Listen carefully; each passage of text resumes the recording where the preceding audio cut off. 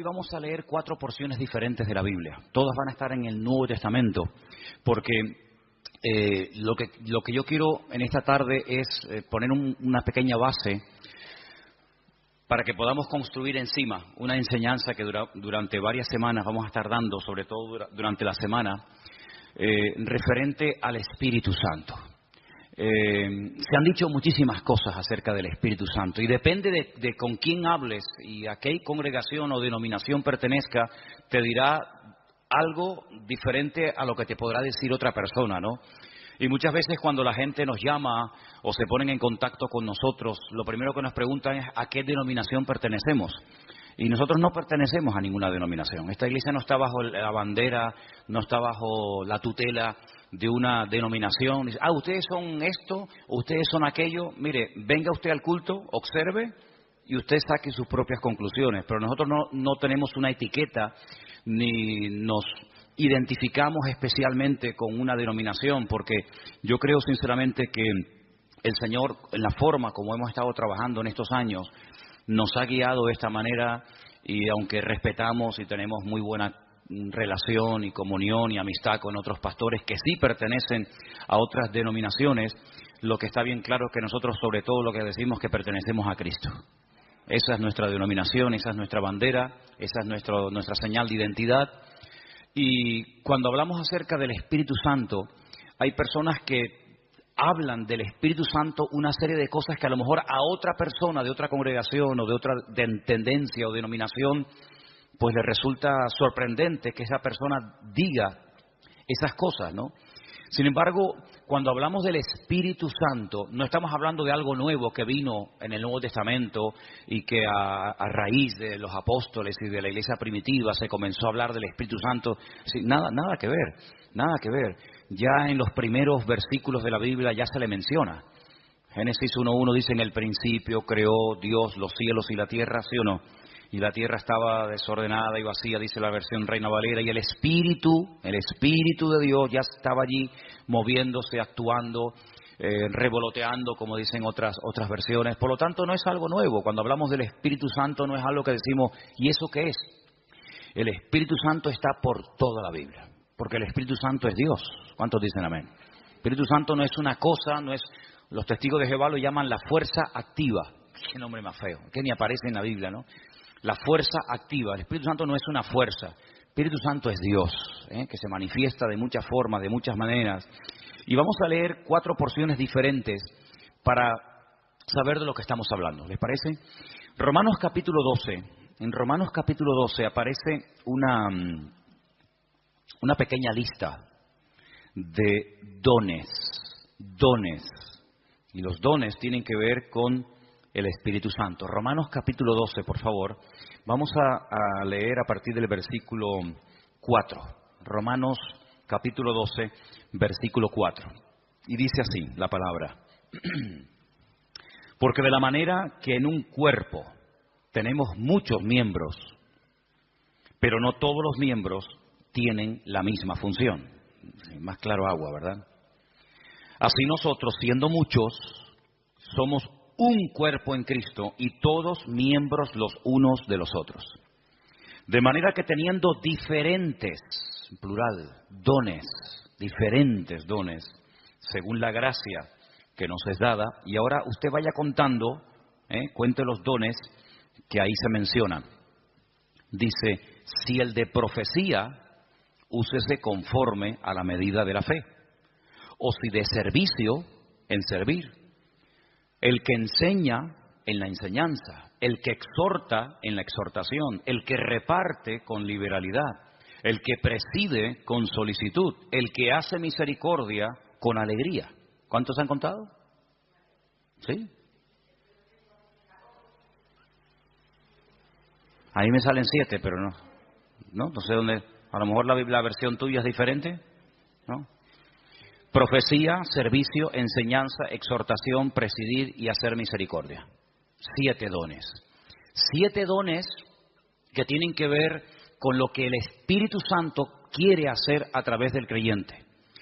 Dejamos bien claro que los dones del Espíritu Santo no son para la gente de la calle, no son para la gente del mundo. Los dones del Espíritu son las herramientas, permítanme utilizar esa palabra, que el Señor le ha dado a sus hijos, y en el cuerpo de Cristo, que es la iglesia, es donde se tienen que manifestar y donde se tienen que utilizar esos dones. ¿Cuántas veces has oído decir que todo creyente tiene un don? Todos los creyentes tienen como mínimo uno. Hay creyentes que tienen lógicamente más, pero como mínimo todos los creyentes, todas las personas que han nacido de nuevo, tienen uno. ¿Sabes cuál es? ¿Sabes cuál es tu don? Algunos dirán, no, pues mal hecho. Porque si no, entonces, ¿a qué te dedicas? En el Señor, ¿a qué te dedicas? Tú te tienes que dedicar a ser usado en el don que Dios te ha dado. Esa es la aportación que tú tienes que dar a la congregación, a los hermanos en Cristo. Por lo tanto, si no sabes cuál es tu don, nos estás, entre comillas, perjudicando, ¿no? A todos. Porque lo que usted tiene que aportar no lo está aportando. Si sabes cuál es tu don, pero no lo estás utilizando, pues también estás obrando mal. Porque saber cuál es el don que Dios me ha dado y no usarlo, es como dice la palabra, aquel que se le dio un talento y lo ocultó porque tenía miedo de terminar perdiéndolo. Entonces, la obligación de todo creyente es saber cuáles son sus dones, o al menos cuál es su don. Y una vez que sepas cuál es el don que Dios te ha dado, porque los dones son para utilizarlos para el beneficio y para el crecimiento y el desarrollo del cuerpo de Cristo, pues gloria a Dios, no tienes que romperte la cabeza tratando de imitar a otras personas, tratando de imitar a otras gentes, sino que tú tienes que simplemente desarrollar y poner a servicio el don que el Señor te ha dado. Y ahí tienes 7. No sé si alguno de los que hemos leído tú dices, bueno, pues yo creo que puedo tener el don de misericordia, o el don de servicio, o el don, como dice aquí, de exhortación, o cualquiera que sea. Ahí hay una pequeña lista de 7 dones. Si estos fueran pocos, y si dices, bueno, yo con estos dones no me siento identificado, hay otra lista, ¿vale? Son las 2 únicas listas que hay en el Nuevo Testamento de dones, de regalos, de herramientas que Dios le da a los creyentes para que lógicamente los usen. Dice que cada uno ministre según el don que ha recibido de parte del Señor. La otra lista es muy fácil de aprender, porque también está en otro capítulo 12, pero en esta ocasión en Primera de Corintios. Entonces, la primera lista está en Romanos 12, donde hay 7 dones que ahí se nombran, y la segunda lista está en el capítulo 12 de Primera de Corintios. Y vamos a leerlos, si les parece. Vamos a leer a partir del versículo 4. Primera de Corintios 12, 4. Ahora bien, hay diversidad de dones, pero dice aquí, el Espíritu es el mismo. Hay diversidad de ministerios, eso es otra cosa. Ahora también hablaremos de eso. Pero el Señor es el mismo. Y hay diversidad de operaciones, pero Dios es el que hace todas las cosas en todos, es el mismo. Vamos a contarlos, porque ahora hay una lista muy interesante. Pero a cada uno es dada la manifestación del Espíritu para provecho. Eso siempre así, para provecho. Porque a este es dada por el Espíritu palabra de sabiduría. Eso es un don. Palabra de sabiduría. A otro, palabra de ciencia o conocimiento, como también se le conoce, según el mismo Espíritu. A otro, fe por el mismo Espíritu. A otro, dones, plural, es el único don, uno de los pocos dones que aparece en plural, dones de sanidades por el mismo Espíritu. A otro, el hacer milagros. A otro, profecía. Este se repite. ¿Se acuerdan? Hemos leído profecía en Romanos 12. Aquí se vuelve a repetir. A otro, discernimiento de espíritus. A otro, diversos géneros de lenguas.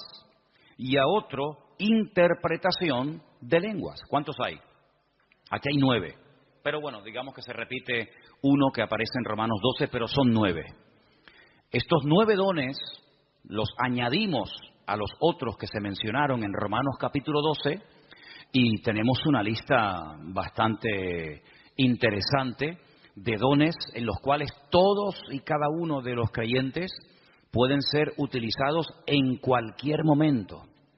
Ahora, hay creyentes que han sido utilizados de una forma no regular, sino de una forma, digamos, una vez y ya está, en uno de estos dones o de los que hemos leído en Romanos 12. Pero eso es una cosa, y otra cosa es que frecuentemente, asiduamente, como algo ya normal en tu vida, haya uno o varios dones que se manifiestan en tu vida. En el Antiguo Testamento, por supuesto que el Espíritu de Dios también operaba, es decir, el Espíritu Santo no estaba muerto y entró en acción en el Nuevo Testamento, ni mucho menos. En el Antiguo Testamento hubieron personas que hicieron tremendos milagros, tremendos. Hubieron profetas que llegaron a resucitar muertos, por ejemplo Elías, por ejemplo Eliseo. En el Antiguo Testamento encontramos a un hombre que dice la Biblia que Dios le dio una sabiduría tan grande que no hubo otro en toda la tierra capaz de tener aquella sabiduría que este hombre tuvo. Y estoy refiriéndome, como bien saben ustedes, al rey Salomón, que había momentos en los que la gente no sabía qué hacer y él daba la palabra exacta y concreta y específica y problema solucionado, porque la palabra de sabiduría no es para destacar por encima de los demás, sino es para a veces solucionar situaciones que a menos que haya una palabra de sabiduría, una palabra específica de parte del Señor, porque no es un consejo, sino es una palabra concreta y específica, esto es lo que hay que hacer. Y ahí viene la palabra, el bálsamo, viene la respuesta, es lo que el Señor haría si estuviera en nuestra situación. ¿Vale? Eso es la palabra de sabiduría. Y en el Antiguo Testamento hay personas que fueron utilizadas con palabras de sabiduría, con dones de sanidades, con dones de fe, de milagros, etcétera, etcétera. Por lo tanto, estos dones siempre han existido. Siempre han existido. Ahora, en el Nuevo Testamento, a raíz del famoso día de Pentecostés, Hechos capítulo 2, encontramos que hay dos dones que en el Antiguo Testamento no se vieron.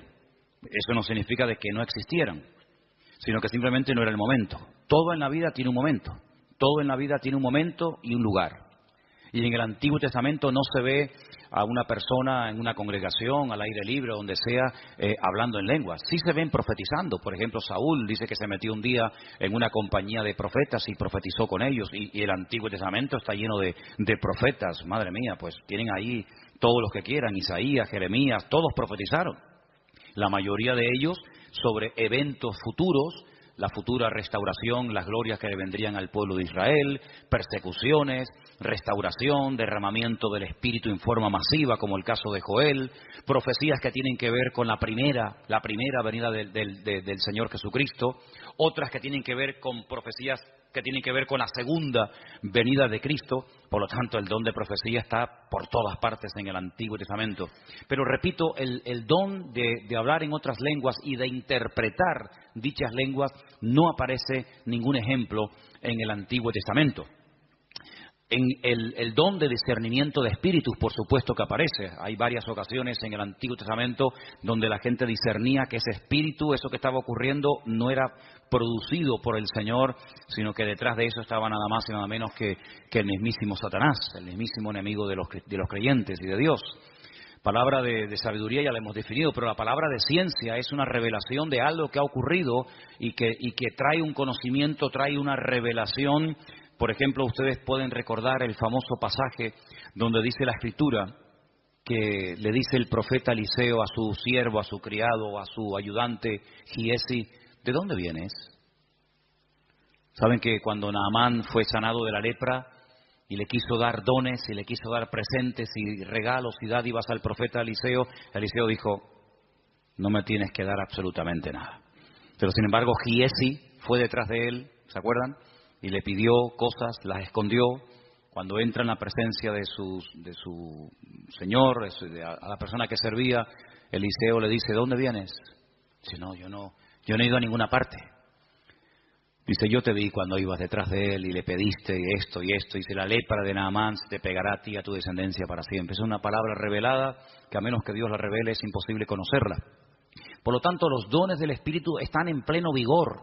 Yo sé que hay círculos, evangélicos en algunas congregaciones donde dicen abiertamente, y no tienen ningún reparo en decirlo, que cuando, por ejemplo, murieron los 12 apóstoles, incluido Pablo, los dones, las manifestaciones del Espíritu como que se acabaron. Ya tenemos la palabra, pero es curioso porque la palabra completa no se tuvo cuando murieron los 12 discípulos. Algunos dicen, no, cuando se murieron los 12 apóstoles y ya teníamos la Biblia, sí, pero ¿cuándo tuvimos la Biblia? Al día siguiente de morir Pablo, Pedro y Santiago, pasaron siglos desde que pudimos tener toda la Biblia en un tomo. Y no fue hasta la invención de la imprenta, ¿verdad? Ya cerca del siglo XV, fíjate tú, cuando se pudo por fin tener una Biblia en la mano. Entonces, ¿qué pasó desde que murió Pedro, Santiago, Juan, Tomás? ¿Qué pasó? Bueno, pues en ningún momento en la palabra del Señor encontramos que el Señor ha menguado su presencia, sus manifestaciones, su poder, sino que todos los dones están en pleno vigor. El problema es que la gente ha perdido el interés. Hay creyentes que no les interesa este tema. Hay creyentes que nunca le piden al Señor, Señor, yo quiero ser utilizado en algún don. O si tengo alguno, que lo tengo seguro, pues Señor, dime cuál, porque se me va la vida y al final tendré que darte cuentas, porque eso es una cosa que tenemos que tener todos presentes. Tendremos que rendir cuentas delante del Señor de lo que hicimos y de lo que no hicimos, de lo que teníamos que haber hecho y no hicimos. Y si tienes un don y nunca te preocupaste en averiguar cuál era, cuando lleguemos a la presencia del Señor, pues llegarás diciéndole al Señor, Señor, fui un inútil en el sentido de que no me dejé utilizar en el don que tú me diste y al final no hice absolutamente nada con él. Tómense en serio este tema, hermano, ¿saben? Tómense en serio este tema. Esto no es algo opcional. No, yo no tengo ninguno. No, a mí no me interesa. Yo soy muy joven, yo soy muy mayor. Yo no tengo tiempo. Mire, la vida cristiana no la organizamos nosotros a nuestra manera. La vida cristiana está bien establecida en la palabra y la palabra de Dios nos enseña que algún día tendremos que presentarnos delante del Señor y rendir cuentas por todo lo que hemos hecho.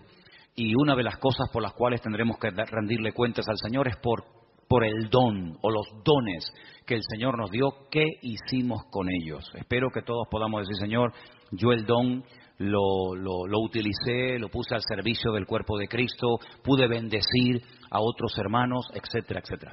Así que quédense con estos dos capítulos, Romanos 12 y el otro era 1 Corintios 12. Son los dos únicos capítulos que aparecen en el Nuevo Testamento, donde aparecen las listas, 7 por un lado, 9 por otro. Hay dones que son de expresión, hay dones que para poder utilizarlos tienes que abrir la boca. Don de lenguas, pues si no abres la boca, ya me contarás a mí cómo vas a ser utilizado en ese don. Don de interpretación de lengua, don de profecía. Pues hay dones que no hace falta que digas nada para ser usado en él. Hay dones que no tienes que decir nada, pero hay otros dones que sí tienen que utilizarse, las palabras, ¿verdad?, para poder ser utilizado y para poder fluir en ese don. Todos los dones, por supuesto, podemos ver cantidad de porciones en el Nuevo Testamento, en el Antiguo Testamento, de cómo obraban, cómo operaban, cómo se manifestaba cada uno de ellos. Pero luego hay algo que no tiene nada que ver con el don o con los dones del Espíritu Santo. Y es lo que leímos el otro día en Gálatas, capítulo 5, ¿se acuerdan? Y es lo que la Biblia llama el fruto, que no tiene, repito, nada que ver con los dones. La iglesia de Corinto, ¿se acuerdan ustedes? La iglesia de Corinto tenía todos los dones. Primera de Corintios, capítulo 1, dice, nada os falta en ningún don. Si pudiéramos entrar y ver esa iglesia, allí en esa iglesia se hablaban lenguas, se interpretaba, se profetizaba. En esa iglesia estaban todos los dones en plena operación. Pero también, por otra parte, tenemos que decir que así como Pablo los alaba en el capítulo 1, porque nada les faltaba en ningún don, en el capítulo 3, a los mismos hermanos, a la misma congregación, les llama carnales, niños en Cristo, gente inmadura, porque había problemas de celos, de envidias, de divisiones entre los hermanos. Y algunos se pueden preguntar, ¿y una persona con dones del Espíritu Santo, utilizado por el Señor, puede tener problemas de celos, de envidias, de falta de amor, falta de perdón. Bueno, no debería ser, ¿verdad? No debería ser. Pero el don es perfecto. Lo que no es perfecto es el instrumento que utiliza el Señor para que el don fluya. ¿Se da cuenta? Entonces, el martillo es perfecto. El martillo está diseñado de tal manera que clava todo lo que... Ahora, si algún día te pegas un martillazo en la mano, no te enfades con el martillo. El problema fue que apuntaste mal. Entonces, el problema no está en el martillo. El problema está en una mala utilización del martillo. Apuntaste en una dirección y te salió en otra. Entonces, puede ser que una persona sea utilizada en un momento determinado por el Señor en un área y a continuación tener una manifestación nada correcta por parte de su carácter y echar a perder la bendición de Dios en su vida. Y voy a poner algunos ejemplos muy fáciles de entender. Ustedes se acuerdan cuando Moisés, ¿quién no conoce a Moisés? Moisés se va a lo alto del monte Sinaí en una primera ocasión y se pega 40 días en ayuno y en oración delante de la presencia del Señor. ¿Se acuerdan, sí o no? Allí recibe las tablas de los 10 mandamientos, la ley, y el hombre viene con la cara brillándole de haber estado 40 días en ayuno y en oración, en plena comunión con el Señor. El hombre viene empapado, el hombre viene lleno del Señor, y cuando está llegando cerca del campamento se encuentra al pueblo desenfrenado, un desorden total, haciendo un culto terrible a un becerro de oro que habían levantado en el desierto porque decían Moisés seguramente habrá muerto, ya lleva 40 días sin aparecer, sabe Dios dónde estará este hombre. Y cuando Moisés ve aquello, dice que coge las tablas de los 10 mandamientos y ¿qué pasó? Dice que las tiró al suelo, las rompió, se enfadó de una forma tremenda. Entonces vemos a un hombre en la presencia del Señor brillándole el rostro, pero al mismo tiempo en un ataque digamos, de ira que llegó a romper incluso la obra de Dios, porque lo que llevaba en su mano no se lo había inventado él, era la obra de Dios. Dios le dijo, toma, esto está escrito con el poder de mi palabra, y al final tiene otra vez que volver a subir a la misma montaña, otros 40 días de ayuno y de oración para que el Señor le vuelva a dar lo que ya un día le dio, pero tú lo rompiste. Yo te lo di, pero tú lo rompiste.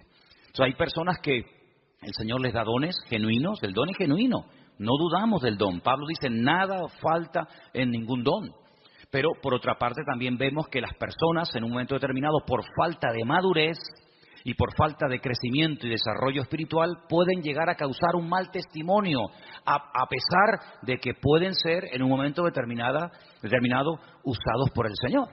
Salomón tenía una palabra de sabiduría tremenda en su vida, pero luego después resulta que hacía cosas en su vida que uno dice, pero ¿cómo un hombre tan sabio y tan utilizado por el Señor sea capaz de subvencionar todos estos cultos paganos y de idolatría, llenando todo el país de idolatría?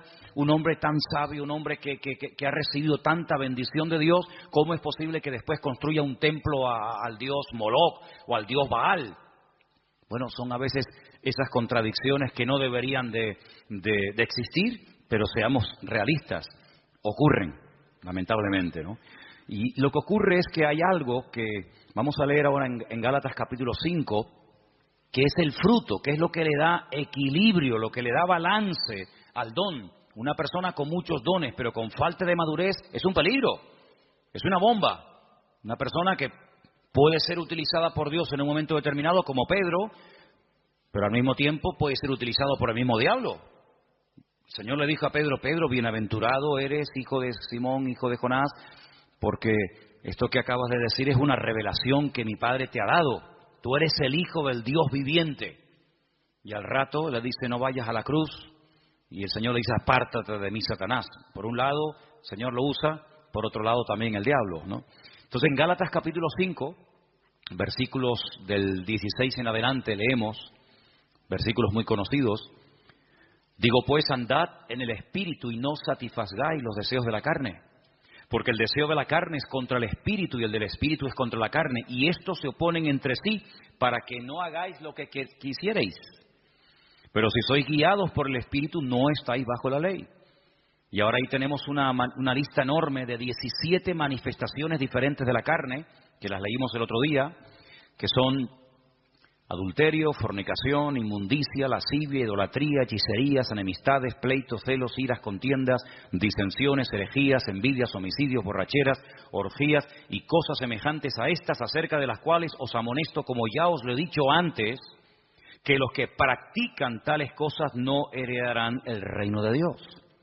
Pero en contraposición con esto dice más, el fruto del Espíritu es, y ahora hay ahí pues características 9 en total, como el amor, el gozo, la paz, la paciencia, la benignidad, la bondad, la fe, la mansedumbre, la templanza. Contra tales cosas no hay ley. Son principios del mismo carácter de Cristo en la vida de un creyente, que es lo que en cierto sentido le da credibilidad y le da peso a una persona que lleva años en los caminos del Señor. El don es inmediato. Usted no tiene que ir a una escuela a aprender a profetizar. Por ahí ha habido algunas iglesias que le enseñan a la gente a profetizar y incluso algunos dicen, no, repita conmigo estas palabras y te enseñan a hablar en lenguas. Pero esos son cuentos chinos. Y el don no se puede aprender en una academia. Entonces ya no es un don, es algo aprendido. El don es algo que Dios te da, o lo tienes o no lo tienes. No es que estoy aprendiendo. ¿Aprendiendo a qué? Hay gente que confunde a veces dones con talentos. Hay gente que sabe tocar la guitarra. Pero usted no se levantó un día y se compró una guitarra en una tienda y dijo, ¡ay, qué bien toco! Nadie se levanta por la mañana tocando bien la guitarra. Lleva años. Mira, yo estuve un tiempo ahora sin tocar la guitarra y perdí los callos. Tienes que tener callo en estos 4 dedos. Empecé a tocar otra vez y me dolía tanto, ya no, pero me dolían tanto los dedos porque dejé de tocar. Que si Inma lleva la alabanza, que si Matías está aquí, yo digo, ya dejo de tocar. Y volví otra vez a cogerla y me dolía una barbaridad hasta que sale el callo. Y si quieres aprender notas, si quieres aprender a cambiar de una a otra, si quieres tener velocidad, etcétera, etcétera. Pero eso no es un don, eso hay que aprenderlo. Para eso tienes que estudiar y practicar y preguntar y ver y esto. Pero los dones no se aprenden, no se estudian. Quiero tener el don de sabiduría. Voy a ir a una escuela para que me den 8 horas intensivas de sabiduría. Entonces, cuando salga, graduado en palabra de sabiduría. No existe eso. Entonces, los dones son una cosa y los talentos son otra cosa. Hay gente que tiene talentos de cantar, de tocar la guitarra, no sé, de tocar el piano o cualquier otra habilidad, pero no tiene nada que ver con dones espirituales. Luego también hay gente que confunde lo que saben hacer o lo que hacen con un ministerio. Dice, yo tengo el ministerio de la danza. ¿Y eso dónde está en la Biblia? Yo tengo el ministerio de cantar. Entonces confunden dones, confunden talentos, confunden habilidades. Y vamos a ver la última lista que quería compartir con ustedes. Ahora vamos a hacer un repaso. En Efesios capítulo 4, ahí se mencionan los ministerios. Los dones es una cosa, los talentos es otra cosa, el fruto es otra cosa, y los ministerios es otra cosa completamente diferente. Y aquí vamos a leer una porción un poquito más extensa para que ustedes sepan para qué son los ministerios. Estamos en Efesios capítulo 4. Efesios capítulo 4. Y voy a leer a partir del versículo 11. Efesios 4, versículo 11. ¿Lo tienen, hermanos? Y él mismo constituyó a unos apóstoles, a otros profetas, a otros evangelistas, a otros pastores y maestros. ¿Cuántos hay? ¿Cuántos ministerios? Cuéntelos. Los mismos dedos que tiene en su mano. 5. Apóstoles, dice aquí versículo 11. Segundo, profetas, evangelistas, pastores y maestros. ¿Lo podemos decir los 5 ya? A ver. Apóstoles, profetas, evangelistas, pastores y maestros. Esos son los 5 ministerios. Esos son los 5 ministerios. ¿Dónde está el ministerio de tocar la guitarra? ¿Dónde está el ministerio de danzar?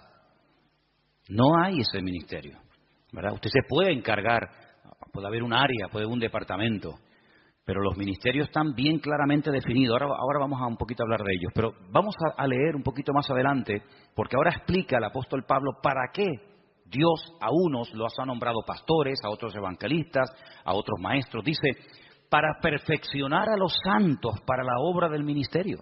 ¿Quiénes son los santos? ¿Quiénes son los santos? ¿Usted es un santo? La palabra santos son los apartados, los que han dejado la vida contraria a la voluntad de Dios, se han apartado. Santo significa una persona que se aparta.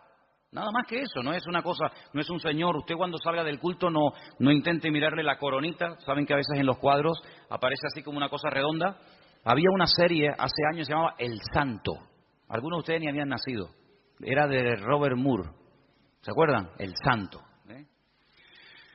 Los santos no llevan coronita en la cabeza, ¿vale? Cuando ustedes entran aquí adentro, la gente de la calle dice, oye, ¿ustedes no tienen santos? Dice, sí, aquí estamos así, está lleno de santos. Pasa que no los colgamos en las paredes, están sentados en la silla, ¿vale? Los santos son hombres y mujeres de carne y hueso, normal y corriente, con sus defectos, con sus virtudes, que se han apartado, entre comillas, ¿de qué? De lo que no agrada a Dios, no por presión. No estamos aquí porque nos están presionando. Cuando usted te quiera levantar, te levanta y te va, no hay problema. Estamos aquí por convicción, porque hemos entendido que el Señor es el camino, la verdad y la vida. Hemos llegado a una serie de convicciones, en algunos casos en un tiempo, en otros le lleva más tiempo, pero los santos son las personas que se apartan de todo aquello que no agrada a Dios. Entonces dice que el Señor ha levantado, ha perfeccionado a estos 5 ministerios para ayudar a los santos, para perfeccionarlos, para la obra del ministerio, para la edificación del cuerpo de Cristo, ¿vale? Hasta que todos lleguemos a la unidad de la fe. Esa es la meta, ese es el objetivo, que todos lleguemos a la unidad de la fe y del conocimiento del Hijo de Dios, a un varón perfecto, a la medida de la estatura de la plenitud de Cristo. ¿Cuál es la meta? Que la gente nos ministra, que nos predican, que nos exhortan, que nos enseñan, que nos pastorean. ¿Para qué? Para que lleguemos al nivel, a la medida del Señor Jesucristo. Nos falta mucho todavía, ¿eh? ¿Sí o no? Nos falta mucho. Pero bueno, esa es la meta. Y sigo leyendo, versículo 14. Para que ya no seamos niños fluctuantes, llevados por doquiera de todo viento de doctrina, por estratagema de hombres, que para engañar emplean con astucia las artimañas del error, sino que siguiendo la verdad en amor, crezcamos en todo en aquel que es la cabeza, esto es Cristo, de quien todo el cuerpo, toda la iglesia, bien concertado y unido entre sí por todas las coyunturas, que se ayudan mutuamente, según la actividad propia de cada miembro, recibe su crecimiento para ir edificándose en amor. Tal vez el mejor ejemplo para entender lo que debería ser una iglesia es el cuerpo humano. Y ahí todos me van a entender, porque usted a lo mejor nació en un país, otros nacieron en otro país, unos tienen una edad, otros tienen otra, unos son hombres, otros son mujeres, pero todos tenemos un cuerpo, ¿vale? Y por eso es el mejor ejemplo para entender lo que debería ser una iglesia. En un cuerpo hay centenares de órganos, de células, de huesos, de arterias, de venas, de músculos, pero todos tienen una función. No hay nada que sobra, nada, ni un solo miembro sobra. Hay huesos que son muy largos, huesos que son prácticamente imperceptibles, están aquí dentro del oído, ni se ven, pero si no lo tuviéramos estaríamos sordos, perdidos, no escucharíamos nada. Tenemos unas manos que son una joya. Cuando ustedes ven esos robots, saben que al hombre siempre le ha gustado el tema de los robots, sobre todo a los japoneses, ¿no? Cuando ustedes ven el último robot que los japoneses han diseñado y corren la cortina y hay un humo y música y focos para ver el último robot que han hecho, tú lo miras y dices, ¡qué birria! ¡Qué birria! ¿Te gustaría caminar como un robot? ¿Te gustaría moverte como un robot? Y eso es lo máximo a lo que ha llegado el hombre, lo máximo. Increíble. Una mano, la mano del ser humano es tan perfecta que no hay un robot, no hay una máquina en el mundo que le llegue, vamos, ni al 1% de las habilidades que tiene solamente la mano. El ojo, no hay una cámara en el mundo que sea tan perfecta como el ojo del ser humano. Una bomba de agua que tarde o temprano termina rompiéndose. Aquí tenemos una bomba aquí dentro del pecho que está 70, 80, 90, 100 años en algunos casos. Pum, pum, pum, pum, pum, pum, pum. Millones de litros de sangre bombeando por la mañana, por la tarde, por la noche, de pie, sentados, acostados, en avión, en la cama, de jóvenes, de niños, hasta en el vientre de nuestra madre. Es una cosa increíble. Los filtros que tenemos en el cuerpo, los que tenemos coche, de vez en cuando tenemos que cambiar el filtro de aceite, ¿sí o no? El filtro del aire, hace poco le cambié al coche mío el filtro del aire y yo digo, pero señor, si yo le suelo cambiar muy a menudo los filtros, estaba negro, negro. ¿Cuándo fue la última vez que te cambiaron los filtros? Tenemos los riñones. Ay, amigo, eso es una maravilla, los filtros que tenemos. La polución que tragamos todos los días y no decimos, mira, cámbiame los riñones, ponme dos nuevos, el hígado, ponme uno nuevo de vez en cuando. Es algo increíble, una perfección alucinante, hermano, increíble, increíble. Bueno, pues eso es lo que el apóstol Pablo dice, mira, así como nuestro cuerpo, todos los miembros se ayudan el uno al otro. Dice, si todo el cuerpo fuera ojo, ¿cómo caminaríamos? ¿Cómo cogeríamos las cosas? ¿Te imaginas un ojo así? Un ojo gigante. ¿Cómo hacemos? No podríamos oír a nadie, pero si fuéramos solamente una oreja, ¿te imaginas una oreja así? O que fuéramos solamente lengua, una lengua ahí de 1,80. Era terrible. Pero Dios ha puesto todo en el cuerpo humano con una perfección increíble, increíble, hermano. El apóstol Pablo dice, así deberían ser los creyentes en las iglesias. Ay, si el corazón no quiere trabajar, nos morimos, un infarto. Si el cuerpo dice, bueno, no voy a caminar más, inválidos. Y en una iglesia, hermanos, cuando alguien se pega años sentado en una silla y no aporta nada, no es lo mismo que si tuviéramos un brazo que no se quiere mover, ahí caído, paralítico. ¿Saben que hubo una época en la historia? Hubo una época, parece mentira, el hombre a veces ha inventado cosas tan extrañas. Ha habido momentos en la historia en la que ha habido hombres que han querido vivir de una forma santa, sin pecar, sin contaminarse en el mundo, y hay casos de personas que se pegaron 20 años en lo alto de una columna, ahí arriba, porque no quería tener contacto con el mundo. Gente que se amarraban los brazos y los brazos terminaban perdiendo la movilidad. ¿Qué te parece? Pero ¿cuántas veces en las iglesias encontramos que hay gente que son personas que no aportan? Son grandes orejas, son orejas enormes. Imagínense venir un día a la iglesia y encontrarte una oreja así, ahí en una silla, en la otra, orejas así, sí. ¿Y estos quiénes son? Los oidores. Estos son los que oyen. Sería terrible, ¿no? Sería terrible. Pero así como en el cuerpo, cuando un miembro no quiere funcionar, el cuerpo se enferma. Así de claro, y hay que operarlo, hay que meterlo en el quirófano. En una iglesia, cuando un miembro no desarrolla sus dones, sino oye, y venga a oír, y venga a oír, y venga a oír, venga a oír, y el hermano se murió oyendo sermones. Ahí enterramos al hermano, a la hermana Doña Oreja, la Doña Oreja. Pues pasa exactamente igual. Entonces deberíamos tener esa mentalidad de decir, Señor, así como en el cuerpo los miembros tienen que funcionar, mis manos tienen que funcionar, mi mente, mis ojos, mis oídos, mis riñones, mis pulmones, mis pies, mi oreja, todo tiene que funcionar a la perfección cuando yo quiero hacer uso de ellos. Pues la Biblia dice que la iglesia es como un cuerpo, pero cuidado, hay un detalle muy importante. Dice que la iglesia es un cuerpo, pero la cabeza del cuerpo es Cristo. ¿Cuántos dicen amén? ¿Y por qué dice la cabeza?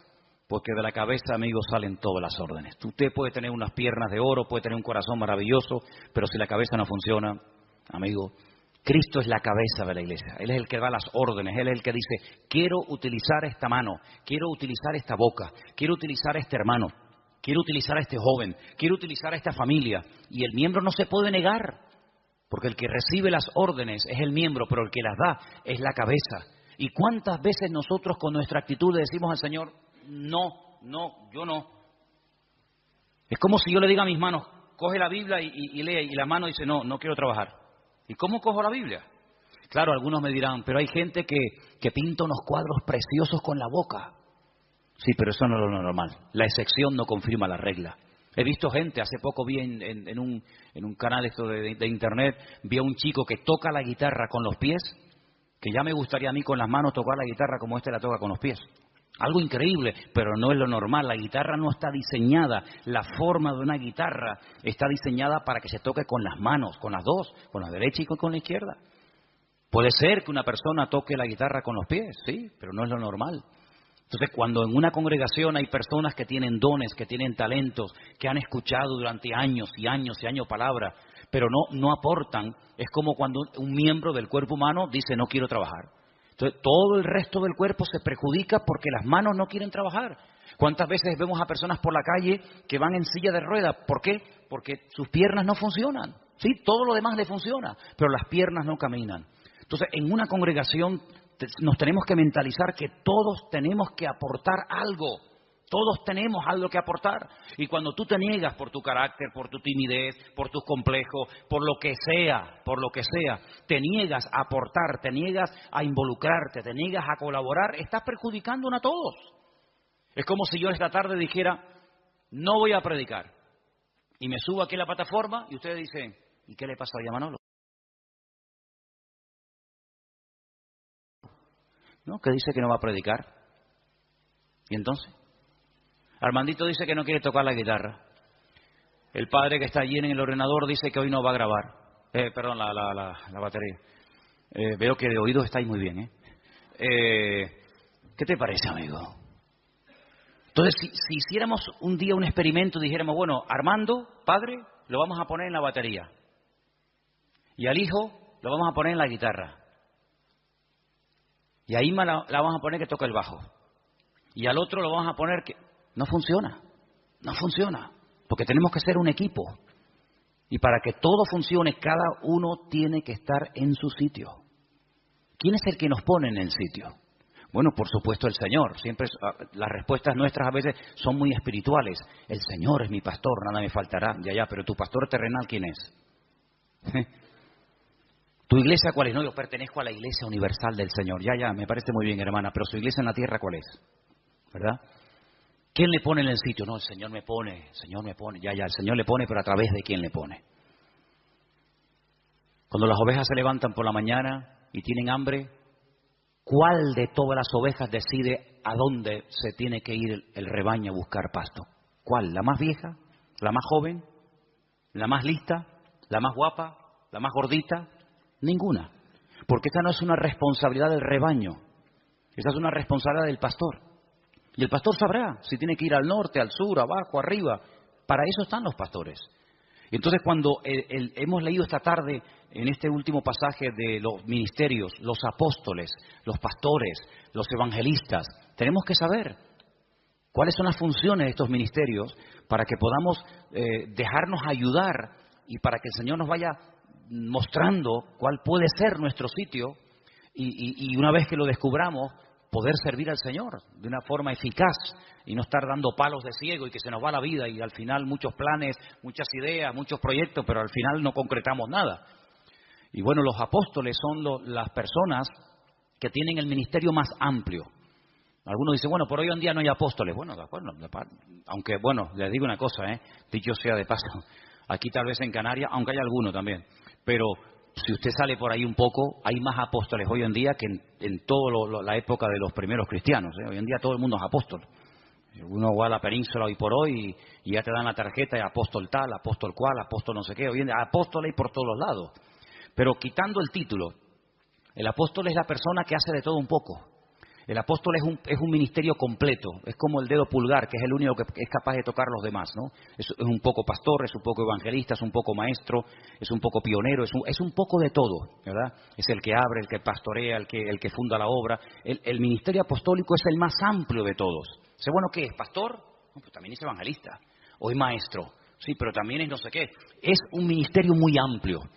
Lógicamente, el ministerio de pastor está más claro que el agua. Es la persona que está en una congregación, la que atiende a la iglesia, la que no solamente atiende a la iglesia, sino que cuida a la iglesia de lobos. porque en los tiempos de la Biblia el pastor dedicaba más tiempo a cuidar el rebaño de que fuera atacado por lobos que realmente a atender en sí al rebaño, porque una vez que el rebaño lo llevas al pasto ya no tienes que hacer nada más. Pero el pastor sí tiene que hacer algo más. El pastor está vigilando por si le viene el lobo por la derecha, por la izquierda, por detrás o por delante. Ya llevó al rebaño a lugares de delicados pastos. Ya la oveja no tiene que pensar en nada más, pero el pastor tiene que estar oteando el horizonte por si acaso viene algún peligro. Esa es una de las funciones